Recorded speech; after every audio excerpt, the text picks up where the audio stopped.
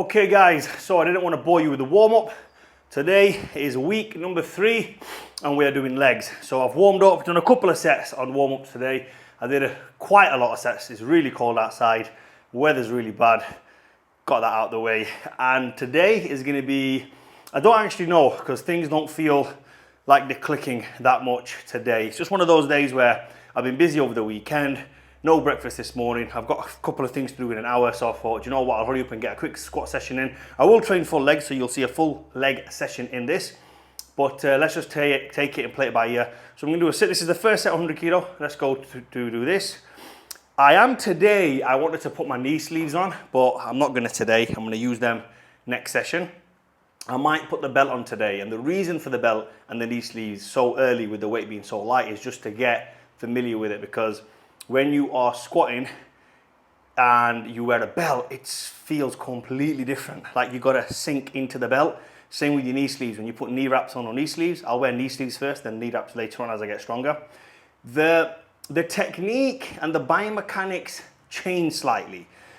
Just like, well, you guys probably don't know this, but if you've, like me, an experienced lifter, and you've been heavier, as you lose weight, so what happened to me was I started off powerlifting. I was always a little bit bigger, and when I started powerlifting, I was really strong. And you always tend to be a little bulkier when you're powerlifting. Not fat, but just a little bit bulky.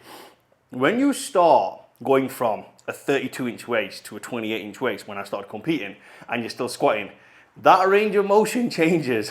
The biomechanics, everything literally changes. So you have to almost relearn everything through different phases. So when you wear a belt, like now you've got something that's attached to you. So everything's kind of digging in here, digging in there. It's a, there's a lot of uncomfortableness going on. You're getting very uncomfortable in the lift. So you almost have to get used to being uncomfortable, and that is how you progress through. So there's no point me getting really strong on squats. Let's say I get to 180 beltless, which is what I normally used to do. Then I used to start wearing the belt on 220. But in order to get there, we need to know how to belt squat at 100 kilograms. I hope that kind of makes sense. Things are a little bit different. So you've got to be mindful of these things. Wearing knee wraps and knee sleeves and wearing a belt. You have to be very mindful of these things. When it comes to wrist wraps, people wear them. They're a great tool. Me personally, I don't wear them, never wore them. And I don't know why. Just never really felt the need to wear it. Maybe because I'm not a low bar squatter. If people low bar squat, they tend to be, in this kind of exaggerated position, and it's really, really put some torque on the wrist. I have, however, let me mention this, experienced bouts of tendonitis in the elbow while squatting. And that was all because everything was kind of biomechanically wrong. So you have to remember when you're squatting that there's a lot of little, boxes to tick in order to progress onto that next level, to progress onto the next weight. So be very mindful of that. Take your time, do not rush. This is not a sprint, this is a marathon. Well, it's not really a marathon, but you get what I'm trying to say. This is long term, so you have to think about exactly what you're doing and be very methodical when you're squatting, very, very methodical. Think about all the inches, all the millimeters, everything matters. So, okay, first set, 100 kg. It should be fairly easy to do, but let's see how we feel. And this is completely raw, so no belt, no knee sleeves.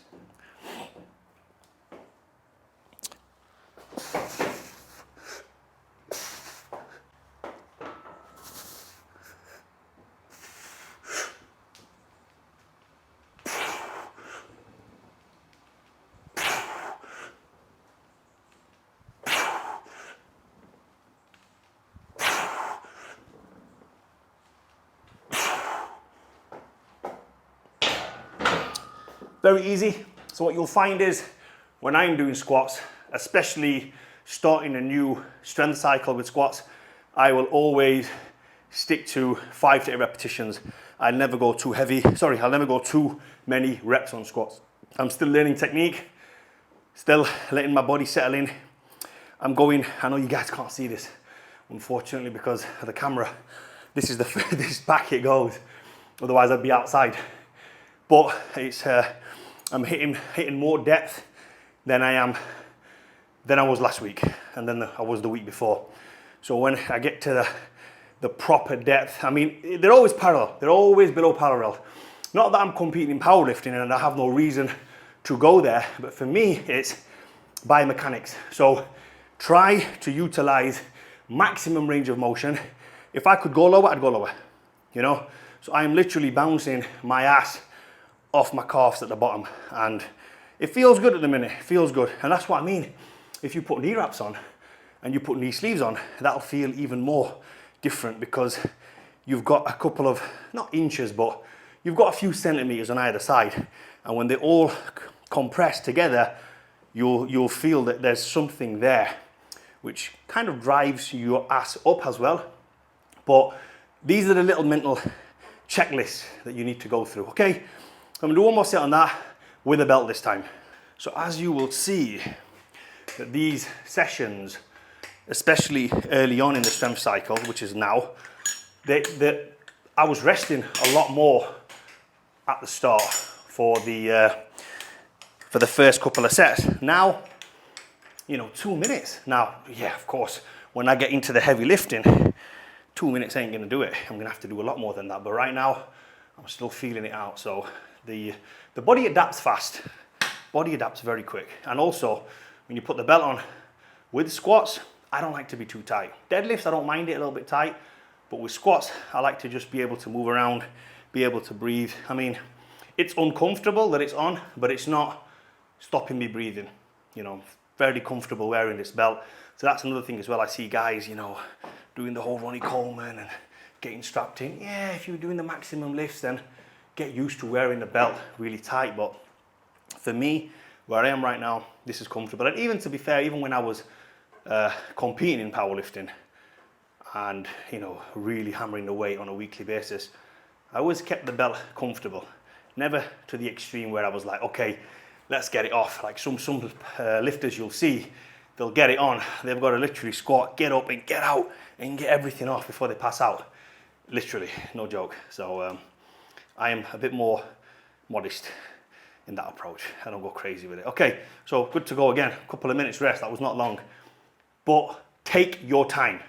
This is just because it's old weight for me.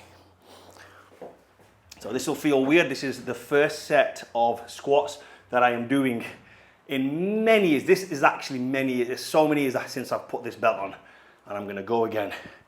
So belted squats, let's see how it feels.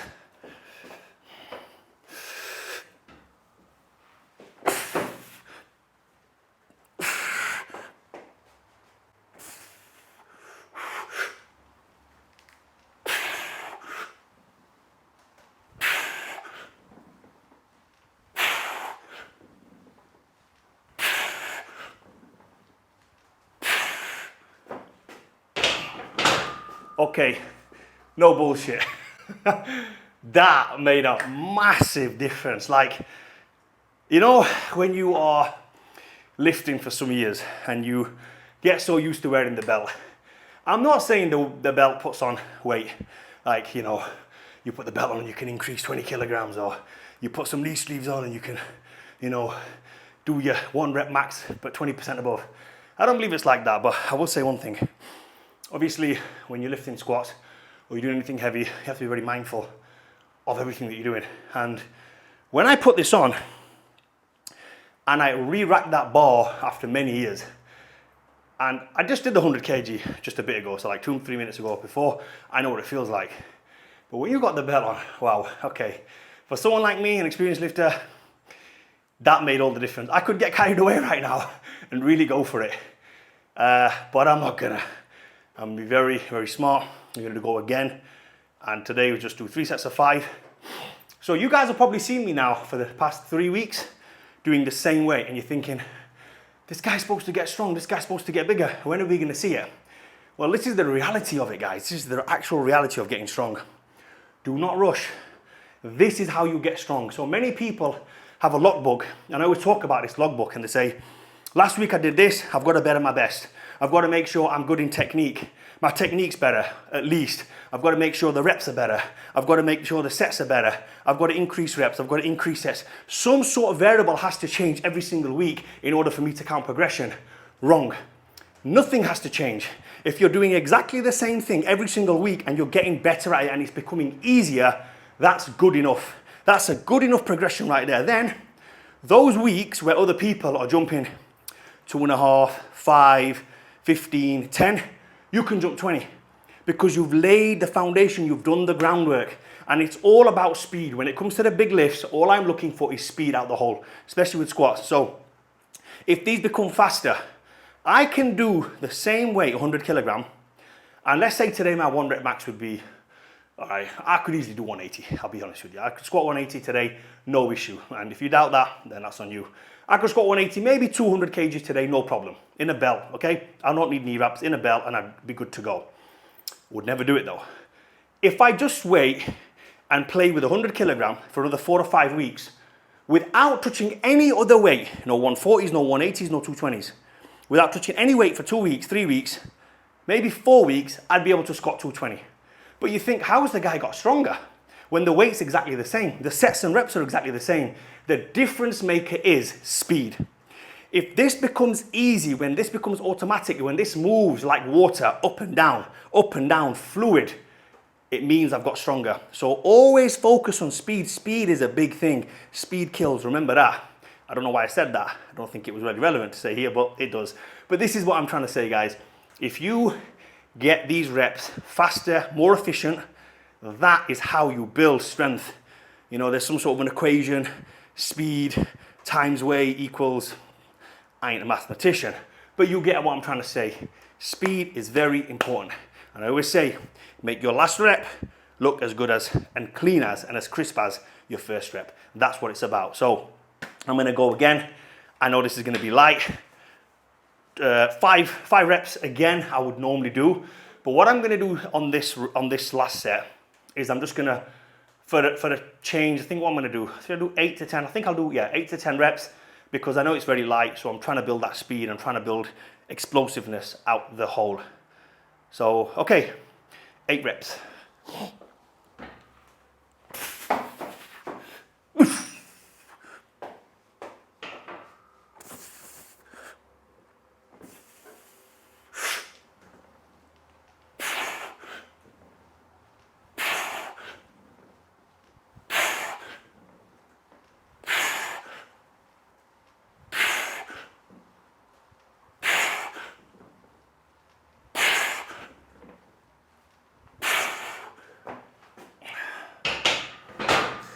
Okay, so that was easier than the 5.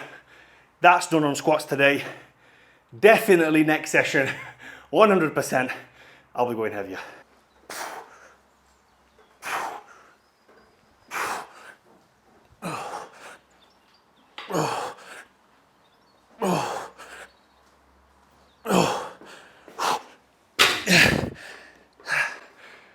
That for me, I think, is the hardest exercise of the week. I hate doing it. I hate doing these, but unfortunately, I don't have any room in here for a simple leg extension, like just a basic leg extension. And I know before anyone comes at me, there's ways of doing it on the cables. I haven't figured it out yet. I ain't got time for that right now. Yeah, I could put cuffs on my legs, and I'm sure there's an easy way of doing it. But where's the fun in that? Where's the fun in finding the easy way of doing this exercise? I know it's hard. I like the hard sometimes. I like the hurt. You gotta enjoy it a little bit, you know. Week in, week out, you do this shit, and yeah, at times it does hurt. And yeah, this is, for me, in my opinion, the hardest exercise. And it's one of those things that I don't know the benefit is going to be massive, but it definitely works. It definitely helps with. Do you know the main thing I do this exercise for? Let me tell you. The main reason for this exercise is the range of motion that you put in your hips, your hams, and your quads in. And when you, I like that stretch. That hip stretch is amazing. And then in order to use weight in that stretch, range of motion really builds flexibility. Like this will really keep your hips healthy. The forward lunge is amazing. You should do it every single morning. I mean, I do it every single morning, that forward lunge. I neglected it for many years, and guess what? I had bad hips, tight hips. I'm still kind of recovering from it right now, but I'm doing them every single day, whether it's weighted or not. Well, it's not weighted, or sometimes I use a medicine ball. Those workouts are coming, by the way, as well. I will be videoing those morning workouts as well. I was just trying to figure out how to do it. But yeah, I'll work it out. Those morning workouts are coming. I just need to get a wide angle lens, yeah, that's all it is. I need to get a wide angle lens where I can record. Doing it this way is easy, vertical is easy, but then for YouTube don't like that format. So I'll figure it out somehow. 3 sets of this, 10 reps each leg. It is a killer, but we gotta do it.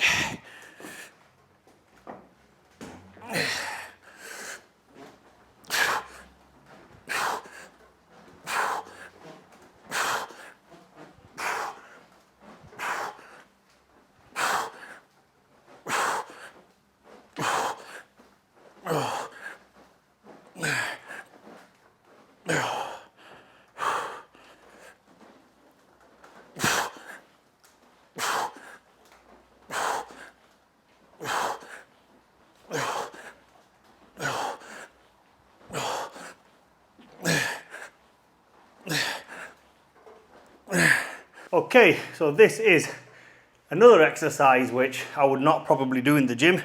In the comfort of a gym, I would probably not do this because it is easy to do hamstrings on a machine.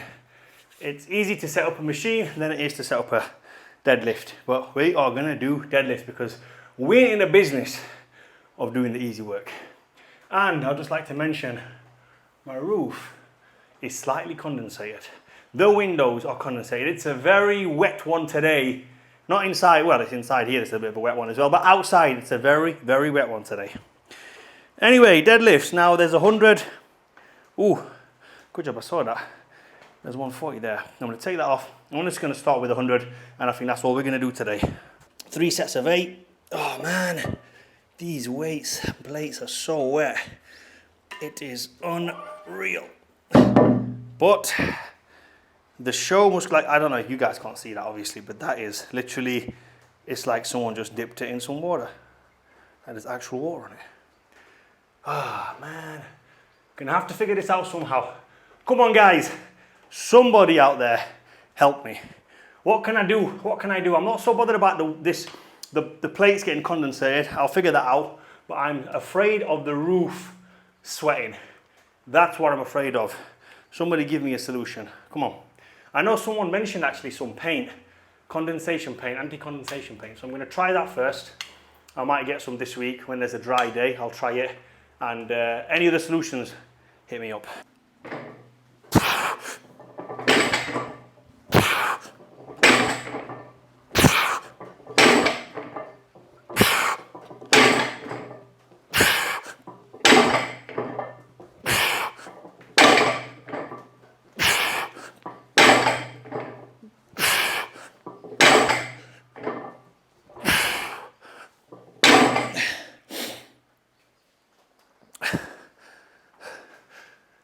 So for people out there, do not be as lazy as me when you're training legs and you're doing deadlifts, stiff-legged. Make sure you warm up properly. Make sure you do a plate aside first.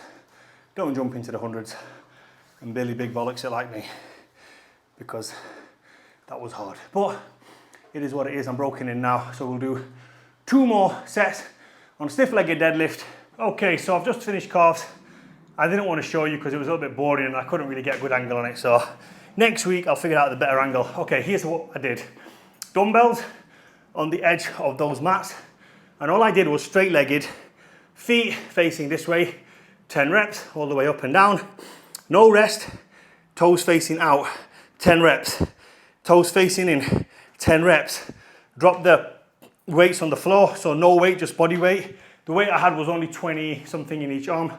So not heavy at all. Then drop the weight, then 10 reps, again with 0 weight. Then I went onto the floor. So now my feet are flat on the floor, not like this, flat on the floor, another 10 reps. So all in all, 50 reps for 1 set, and I did 2 circuits of that. So 100 reps, and that is my calves fried. You will get the video next week, guys. I set it up in such a way where you couldn't see my feet at the bottom. And then I thought, nah, do you know what? Next week, I'll do it properly next week. And I'll try to wear some shorts as well so you guys can see the different muscles that are at play. Now, many people would argue that it doesn't do anything turning your feet in and out. I don't give a shit, bro. Don't teach an old dog new tricks. Standard bicep curls. And the old game here is to go as heavy as possible. Yes, you can throw them up a little bit. Be a little bit loose with it. Doesn't matter, bro. The whole idea is just to use as much weight as possible. Let me show you guys from the front what that looks like. So we're turning the dumbbells as they come past our body, like this. Nothing fancy about it, guys. Very basic. Do it until your arms give out. And you can use a little bit of momentum as well. It's okay on this one. So if you want to really get back into the history of training, that is probably the first exercise I ever did, other than body weight stuff at home. But when I first bought a set of dumbbells, I remember actually carrying them off the bus. I bought them from, if you're from Sheffield, you'll know this. Every single city centre in the UK had a shop. In our city centre it was called Body Active. I still remember the name. Before that it was called the Weedy Shop, I believe. Anyway, used to go there. All the magazines were there. All the proteins were there. All the weight sets were there. And I bought these weight sets. They were filled with like a cement, like some sort of like plaster of Paris kind of thing, like a very light cement. Anyway, the total weight of this box was 12 kilograms. And I remember it so heavy, me and my friend took turns in carrying it on and off the bus. And then I got off the bus, 12 kilograms in total. So the max you could get was 2 7 kg dumbbells.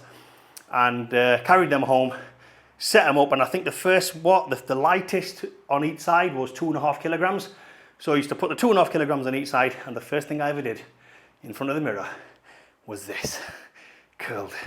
I just did that 1,000 repetitions every single day.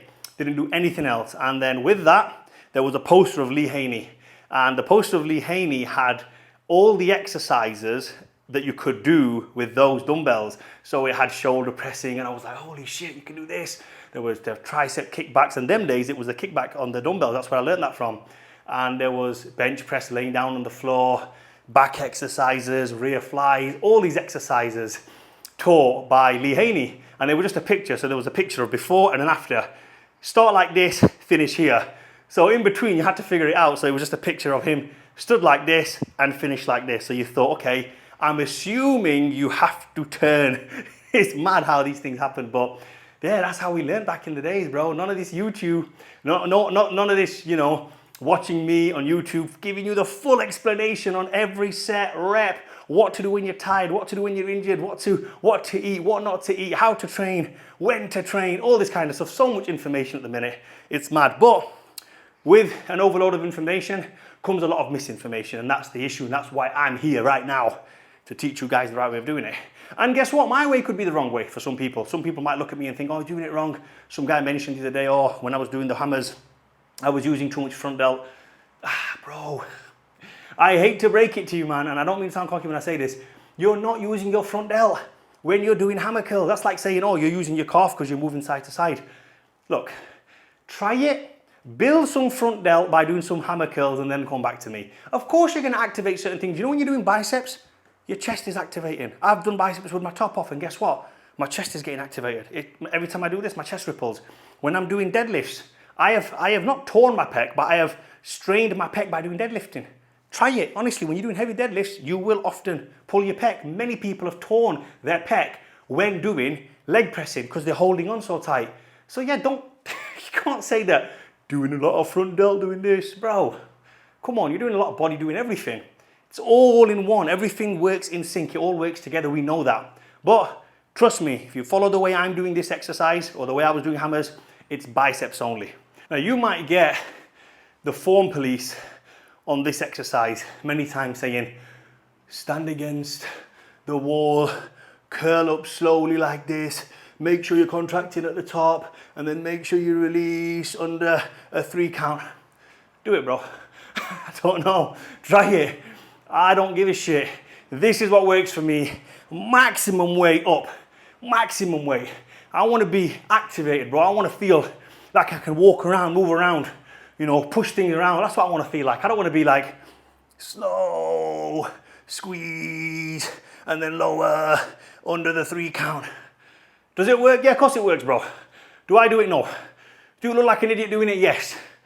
So you go do you, bro. If you follow me, you want to know how to stay active, you want to stay healthy, longevity. This is for your joints as well. Make sure all your body's working in sync. Everything's in one go, bro. Not this, we're bodybuilders and we're very linear. You know, we want to move around like this. No, bro. Who gives a shit about that? And you know what? Those guys that do it super slow? Shit looking muscle. Do you know where I learned this from? Kevin Levrone. Kevin Levrone, 100-pound dumbbell curls. Bam, bam. And I used to stand there in the mirror going like this. And I'm thinking, no, do you know what I'm going to start doing? I'm going to start moving as well. So, look, figure it out for yourself. If you don't like the way I'm doing things, that's fine. It's okay. It's not the gospel. We're all entitled to our opinion. The truth is, as a blanket statement, everything works. Every single thing works. Slow works, fast works.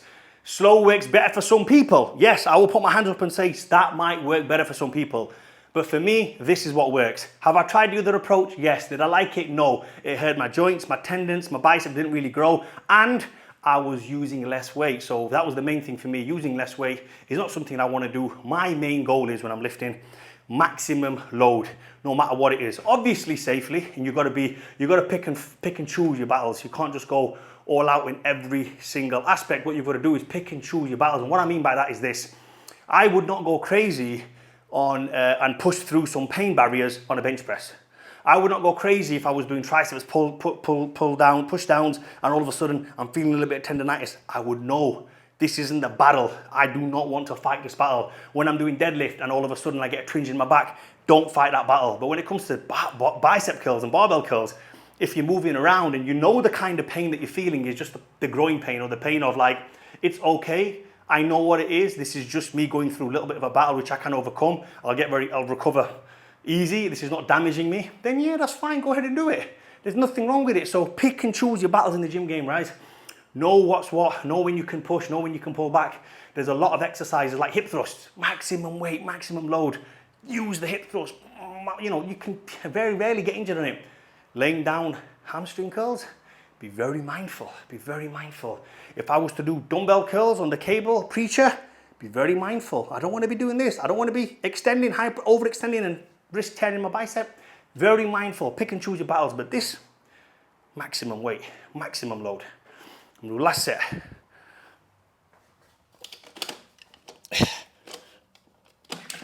Yeah.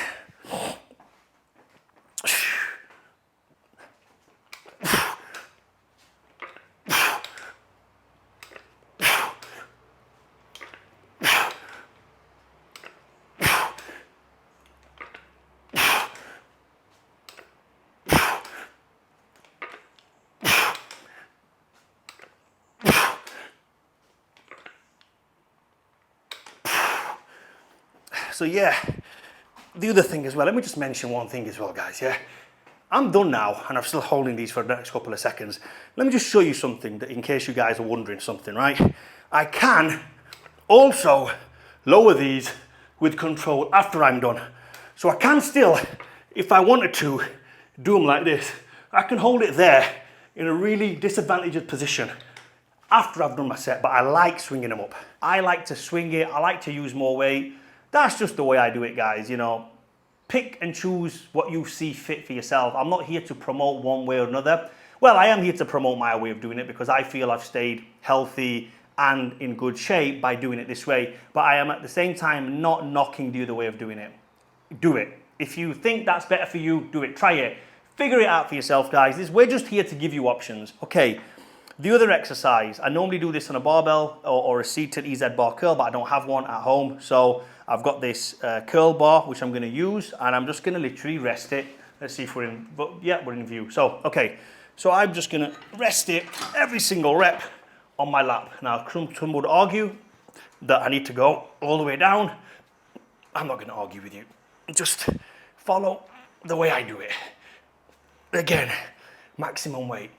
And the reason for that is when you're resting it, it's a dead stop and you're exploding. For me, that's where you recruit the most fibers, when you explode. If you follow me by now, you should know the way I train. And the way I train is explosive for the majority. So I will go really heavy on this, or as heavy as possible. And I will aim for sets of 8 to 10 repetitions, as heavy as you can.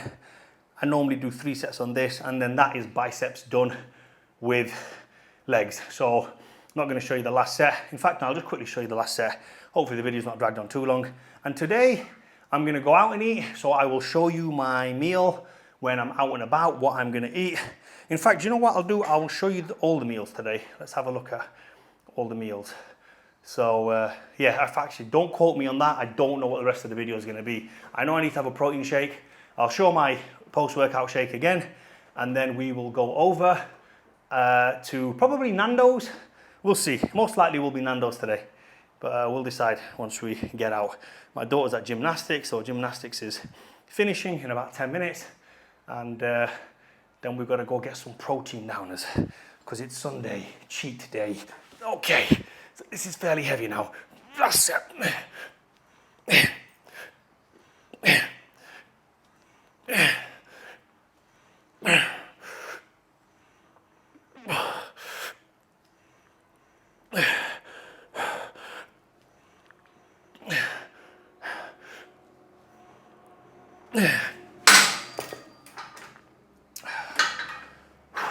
Okay, that was the last set.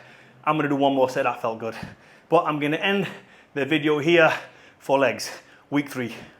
Okay, so today, this is my, what I would like to call cheat day. So, I like to have a whole day of eating, not garbage, but good garbage. Let me explain to you what it is. So in here, I've got 2 beef patties, which is how much protein, I don't know. I've had the protein shake as well. There was like 25 grams, 30 grams in the protein shake. So I'm gonna have this. I won't eat all of this. This is my favorite dessert. This is a cornflake tart. So I might show you guys a little bit later what that looks like on the inside, but it is my favorite dessert. I will probably eat, no joke, maybe half of this later on if I'm watching a movie, and probably half of this. So today, let me just go over what I've eaten. I've had, I trained fasted. So I trained fasted today. The workout you saw today was fasted. Just drank my water, drank my morning shake. You guys know what that is if you already follow me.